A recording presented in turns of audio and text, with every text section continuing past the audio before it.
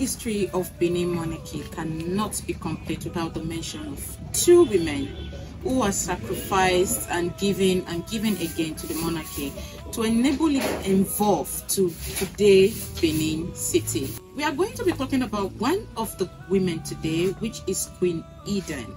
The story of Queen IDEN is a story of love, loyalty and sacrifice. And today we have with us Mr. Osazua, the true son of the soil, is here today to take us through the life of Queen IDEN. Welcome, Mr. Osazua. Thank you. Welcome to the channel. So we'd like to hear from you about the life of Queen IDEN, and she became a prominent figure in the today Benin history.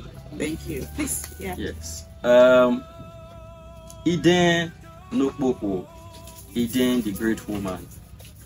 A woman, a perfect example of love, sacrifice and loyalty. So IDEN was the wife of Oba Ewakbe. Ewakbe was Oba who reigned in Benin in the year 1700 to 1712. That was the early 18th century. So Ewakbe, when he ascended the throne, had a number of challenges. Okay, so before Ewakbe ascended the throne, his father Akenuzama was supposed to be the Oba, but Akenuzama declined on the grounds of old age. He felt he was too old, and so he requested that his son Idova, who became Ewakbe, should be the Oba. There were struggles, but yes, his request was granted. So Ewakbe ascended, Idova or Ehenega ascended the throne, and he took on the royal name Oba Ewakbe. Sorry, Mr. Osazua, I have a bit of question. Of course, from the Benin history we know, royalty is usually from father to son. So when the king declined and the throne should be passed to the son, so does that mean that it wasn't the king then, or how was it? Please, can you please elaborate on that? Okay, so royalty, then kingship, it's father to son. But at some point in Benin, it was not like that. It was either rotational, mostly rotational. An Oba, the brother, and then the brother. It was rotational at some point. So it got to a time where Orogene passed on as the Oba. And so the next person who was to be the Oba was Akenuzama. But Akenuzama declined. And he said he was too old to be the Oba, that his son Idova should be crowned the Oba instead. So it was a struggle. There was disagreement. The kingmakers, the chiefs said no, things like that don't happen in Benin. But yes, superior arguments, and then his request was granted, and his son Idova had to begin the coronation rite. But because of an old prophecy that person who bears that name, Idova, will bring calamity to the land, to the kingdom of Benin. So it was suggested that he needs to undergo a change of name process. And so Idova changed his name to Ehenega so that the coronation rites can begin and be performed. And then he took on the royal name, Oba Ewakbe. So his reign, the early period of his reign, was not easy. It was not rosy. He had challenges. And one of the challenges he had then was his inability to actually perform or offer sacrifice to his father's shrine. So as an Oba, you offer sacrifice to the shrine of your forefathers. But Oba Ewakbe could not do that, because his father Akenuzama was still alive at that point, so he could not offer those sacrifices. He had that challenge. Another challenge he had was that, yes, Ewakbe was young, but he lacked that experience. So it was another challenge for him. He had this youthful exuberance. So it became an issue. He was arrogant. He disregarded some sacred traditions and customs. So it became an issue of concern within the chiefs. When his mother Ewebonoza passed on, he declared that to accompany his mother to the land of her ancestors, that sacrifices, human sacrifices, should be offered. And those human sacrifices are just not 1, not 2, not 10, not 15, not 20. A great number of human sacrifices were made, and this angered Benin. Benins were angry. They were really angry that Ewakbe had no respect, no regard for human lives, and so there was a revolt, a serious revolt. And so Benins decided that they will not pay homage to him again. Please, Mr. Osaswa, I have a question. So, Ewakbe's dad had other sons, right? Yes. So why did he decide to choose Ewakbe? Ewakbe was the first son. Oh, okay. Yes, okay, Ewakbe okay. was. So when the Benins, the people of Benin revolted and decided they will not pay loyalty to him again, they will not pay homage to him again, to Ewakbe. So everybody started fleeing the kingdom. They deserted the palace, and then the Oba became an Oba without subjects. So a king without subjects. The wives ran away, the guards ran away, everybody ran away. All the wives ran away. But only one wife stayed. That wife, her name was IDEN. She stayed, she did not run like the others. She decided to stay. She knew that Ewakbe made some mistakes and he was really sorry. But IDEN did not run away. She stayed and she was looking forward to normalcy returning to the palace. So what looks like, okay, so this is just a short period of trying times. In a week's time, in 2 weeks' time, in a month's time, everybody will start coming back. He stayed for long. The palace was deserted. There was nothing, and then he began to live in lack. There was no food. They ran out of food, they ran out of water, they ran out of everything because there was no slaves, no guards, nobody to serve Ewakbe. So Ewakbe and IDEN, they were left alone in the palace because everybody fled, everybody ran away. So it took a longer time, and then when a king without subjects, and it happens for too long, so Ewakbe was left with no option than to actually go seek refuge and succor in the land of his mother. And that place was Ikoka. Ikoka was where Ewakbe's mother came from. So for Ewakbe, he felt, okay, so since Benins refused to serve me, I will go to the land where my mother came from.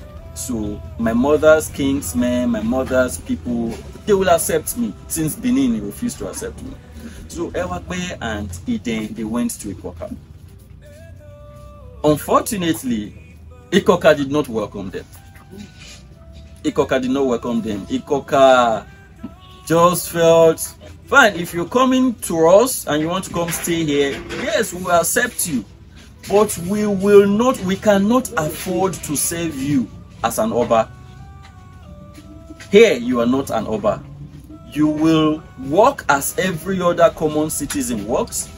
You will go to farm, you will clear the grasses, you will clear drainages. Here you are not recognized as an Oba. And Ewakbe felt insulted that an Oba should not be treated that way. And Ewakbe cursed that land of Ikoka.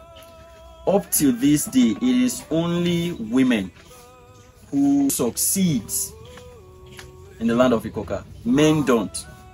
Men don't. He cursed the men and he left, he excluded the women because his mother was from there. So, because Ikoka did not receive them, Ewakbe and IDEN came back to Benin. And then it was still the same situation. No subjects, nobody, they were left alone in the palace. So IDEN needed to find a permanent solution to this predicament, to this problem. So IDEN went to Ugbo to look for a native doctor, looked for a seer, to find out and play the oracle to find out what is the problem in this land. How do we find a solution? What will be the permanent solution? And so they did the oracle, and it was revealed that what they needed at that point, what they needed to do to restore the kingship, restore the monarchy, and restore the throne was just a human sacrifice. So these aggravated matters for Ewakbe, because at that point, there is nobody.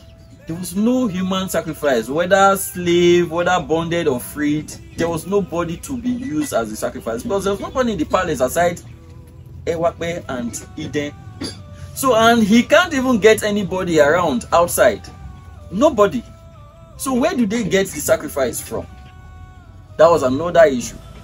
But the oracle said, this is the only solution. And until you do this, normalcy will not be restored. So that was another problem. So how do they get the sacrifice? That was where IDEN stepped in.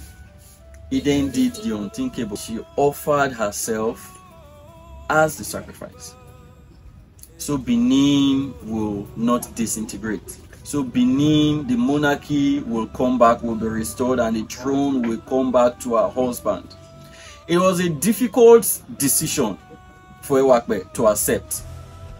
It was difficult because IDEN was the only person who was with him. So he cannot accept that decision. That the only woman who stood by him wants to offer herself for something she did not do, for an offense she did not commit. But then she with persuasion, Ewakbe agreed. The chief doctor said, as a follow-up to the human sacrifice, they needed to create an impression that something has been happening in the palace. So they needed to go get those head pads, those that they use in carrying oil pots to the palace and to the market. So they need to go and get those things. So IDEN went to the market, to the upper market, carried all those ones that they've discarded, the head pad, the used pot, broken pots, carried everything and went to the palace and then started burning them. So the smoke came up. So it will create that impression that anybody who walks around that axis will see that, oh, so life has returned back to the palace. So that was the impression the native doctor asked that they should make. So on that day when they decided that this sacrifice has to happen, so before that they did all that, and then it now got to the real thing. Ewakbe dug the grave just beside the upper market. That was a spot. Finished digging the grave, and then it was time for IDEN to go inside. A difficult thing. IDEN was determined. IDEN was really determined because she saw the future ahead of her husband. She saw that Benin would be great again. She saw it beyond what Ewakbe was saying. So she knew. So she gave her life for that. And then when she stepped into the grave and it was Ewakbe's turn to actually cover it with sand, it was a difficult thing for Ewakbe to do, but he had to do it regardless. So he did it. He started covering from the leg, the feet. Started covering from there. Maybe IDEN would change her mind, but then IDEN was determined that this is what has to happen. So he finally covered the grave and poured the sand, and the grave was covered. So IDEN was buried alive, just the spot beside the upper market. So before that, IDEN made Ewakbe to make a promise that yes, she will sacrifice her life, but that her graveside must be kept clean at all times. Nobody should step on her grave, else that person will be beheaded, whoever steps on her grave. And she made Ewakbe to make that to keep to that promise, that this is what you need to do for me in remembrance of the sacrifice I have made for the kingdom. So Ewakbe kept to that promise. So nobody steps on her grave up to this point. So when they did that sacrifice and the grave was covered, it was just the next day. And of course now, the smoke and all that. So the first person who will notice that was Esogban. Esogban is one of the chiefs. So he noticed that smoke started coming up from the palace, from inside the palace. And he said, oh, so these chiefs have gone through my back to start paying homage to the Oba. So that he will outsmart them. He carried things, he carried some of his treasures, carried everything, and then went to the Oba to renew his loyalty, and the Oba accepted. Then that's how the other chiefs started doing that. So their treasures, he started bringing them to the palace and renewing their loyalty. That's how Benin started coming, and then life started returning, and then everybody in Benin came, renewed their loyalty to the throne, and it was a moment of bliss. It was a moment of happiness after that. So it was then Ewakpen now told them this is what had happened. He then had to sacrifice her life for the restoration of the monarchy. And up to this day, from that time till now, nobody steps on her grave. The place is barricaded though. You really don't have any business going to that grave up to now. So nobody steps on the grave of IDEN. Whoever does that, sorry, isn't it? I have a question. Was there anybody who ever fell victim of that? There is this saying. It's like a proverb anyway. So in the year of calamity, calamity will befall one. And so Mr. Calamity of the year, a bride was betrothed to Mr. Calamity of the year. And fire, unfortunately, fire burns his manhood. And on going to the king's palace to report the calamity that has befallen him, he steps on cow dung. And on his way, in trying to wipe his feet clean, he wipes it on the grave of IDEN. But it's too late, because he said he will be beheaded, because nobody steps on the grave of IDEN. Okay, so what about, you say it happens till modern day, what about tourists? Till now. People who have no idea. So how so because the place is barricaded, you don't even have access to that place, because it's barricaded just beside a spot beside the Oba market. So you cannot even go inside. Yes, you cannot even go inside, except something is wrong with the head. So not that exactly. Okay. So the world all over celebrates February 14th as St. Valentine's Day. Yes. In Benin, it is celebrated as IDEN's Day, to celebrate this woman of love, this woman of loyalty, this woman who is a perfect example of womanhood. No. So February 14th is celebrated as IDEN's Day in Benin. I think it's actually worth it, because she's a true definition of love. Yes. When everybody deserted, she was there. Her love was pure and accommodated. So really if that day is set up by the Benins to celebrate her, I think she's worth it. I have a question. So after then, when she was put to, made the ultimate sacrifice, right? So the other wives that left, did they eventually come back? Will they come back? What about, okay, I don't know, but will they come back? And funny and interestingly, IDEN was childless. So there was no other way to as a remembrance for her. Yes, that's how she came into prominence. So the other wife, did they come back? Well, I doubt it. I don't think they will, because the husband wouldn't accommodate them. Exactly. So it was, guys, it was just today, like that. Today is our very first conversational storytelling. You're going to be seeing more of this on our channel, because these stories, these traditions, one would really know them in total until someone who has experienced it, or the knowledge has been passed down to that person from generation. Because even if you go to Wikipedia today, you just see a referral of the story. This is what Explore Africa with Stella is all about. This is what we're going to be doing. So stay tuned, because we're really glad that you stayed to this end. We hope to see you next time. Thank you so much. And once again, thank you, Mr. Osazua. We're going to be seeing you more, because there are a lot of stories, right? Sure. Say hi to my fans. Bye-bye.